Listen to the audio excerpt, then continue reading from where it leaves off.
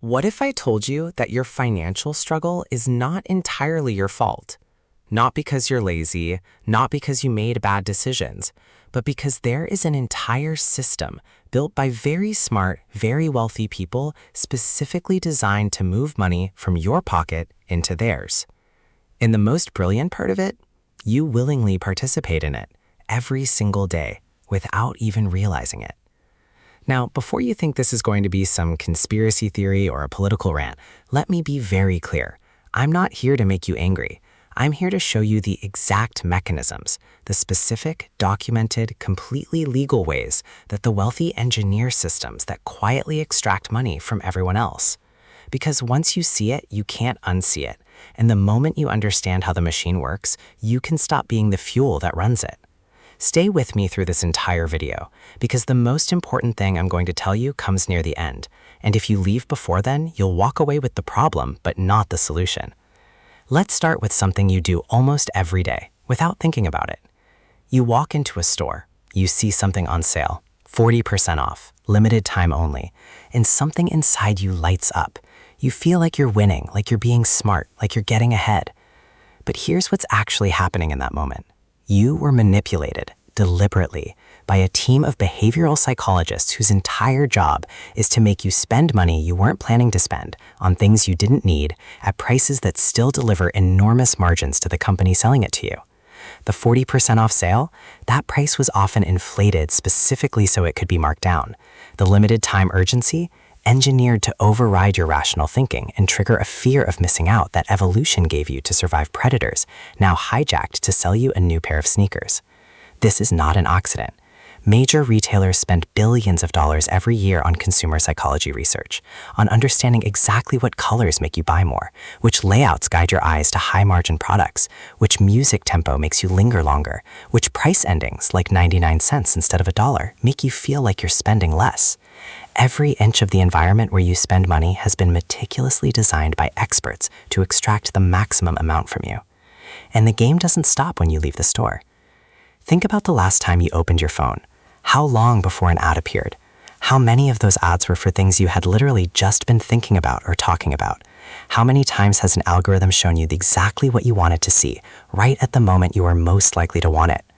The richest companies in the world, companies worth trillions of dollars, generate the majority of their revenue by selling your attention and your behavior to other companies who want to sell you things. You are not the customer of those platforms. You are the product, and your wallet is what they are selling access to. Now here's where it starts to feel personal, because this next part is one that almost nobody talks about. The wealthy have spent decades building something called aspirational culture, and it is one of the most powerful wealth extraction tools ever invented. Here's how it works.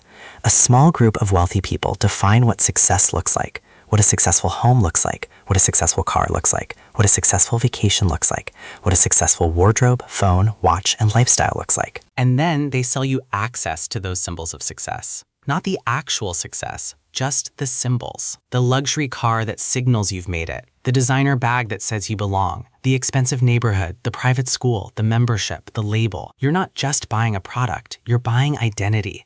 You're buying the feeling of belonging to a group that, in many cases, will never fully accept you because you're spending money to look like you have it rather than actually building it. And here is the deeply uncomfortable truth that makes this so effective. It works because we let it work, because we want it to work, because the desire to feel respected, to feel seen, to feel like you've made it, is one of the most powerful human drives in existence. And the wealthy have turned that drive into the most profitable marketing strategy in human history. Studies consistently show that lower and middle income households spend a significantly higher percentage of their income on visible luxury goods than wealthy households do, not because they have more money, but because they feel more pressure to signal status. Meanwhile, the actual wealthy, the people whose wealth is real and not just projected, are often driving average cars, wearing understated clothes, and investing the difference. Think about that. The people who can most afford to look rich often don't bother, and the people who can least afford it are spending the most trying.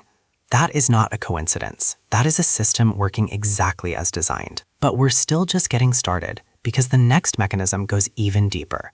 Let's talk about debt, not in a general way, in a very specific, very deliberate way that shows you exactly how the wealthy profit from your need to borrow. When you take out a mortgage, who profits? The bank. When you carry a credit card balance, who profits? The credit card company. When you buy a car on financing, who profits? The lender. Now here's the part that most people never fully absorb. The banks, the credit card companies, the lenders, these institutions are largely owned by wealthy individuals and wealthy institutional investors. When you pay interest, that interest flows upward. It becomes dividends. It becomes returns on investment. It becomes someone else's passive income. The average American pays over $9,000 in interest every single year.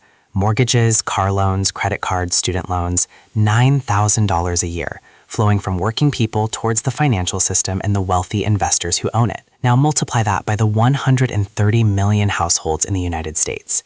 That is over $1 trillion a year, moving from the people doing the work to the people who own the debt. Every year, reliably, quietly, like clockwork. This is not a conspiracy. This is called the financial system, and it is functioning exactly the way it was designed to function. Here's another mechanism that is hiding right in plain sight: the tax code. In the United States, income from working, your salary, your wages, is taxed at the highest rates. It can go up to 37% at the federal level alone. But income from investing, from owning assets that grow and pay dividends, is taxed at a dramatically lower rate. Long-term capital gains are taxed at a maximum of 20%, and for lower income levels, sometimes 0%. So the person who works 60 hours a week at a demanding job might pay 30% or more in taxes on every dollar they earn. The person who owns assets and earns money while they sleep pays roughly half that. This is not an accident. The tax code is written by lawmakers who are often wealthy themselves, advised by lobbyists paid by wealthy individuals and corporations, and shaped over decades to favor the kind of income that wealthy people have, which is investment income, over the kind of income that working people have, which is wage income. Warren Buffett has famously said that he pays a lower tax rate than his secretary. That's not a complaint. That's a documented feature of the system. And here is where the entire picture starts to come into focus. Every mechanism I've described, the psychological manipulation in retail, the aspirational culture that drives status spending, the debt system that transfers interest from workers to asset owners, the tax structure that rewards investment over labor, they all point in the same direction, away from your wallet toward theirs. And the most effective part of all of it is that most people are so busy working, so busy consuming, so busy trying to keep up, that they never stop long enough to see the system they're inside. You are working hard, you are trying, you are doing what you were told to do. Get a good job, work hard, spend your money, live your life.